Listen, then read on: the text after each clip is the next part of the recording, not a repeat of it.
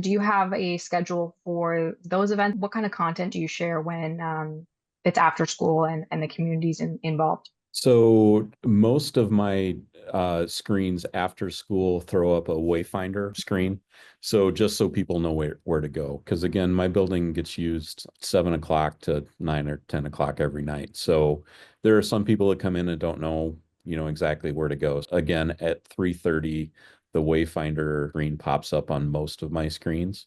But the one that I have by our field house, which is a community accessed field house, posts the important thing there is it posts the schedule for that space. Even though that space is open to the community, there are often activities that are scheduled in there. And during those times, we want the people that are coming in to use, just for open gym or whatever to know, hey, you can't be in here during those times. At 3:30, that one pops up with the schedule for that evening, and then it rolls a calendar that shows what I think I can't remember how many days out that calendar goes, at least a couple of weeks, that shows what events are happening in our field house after school and on the weekends, just so people are aware of that.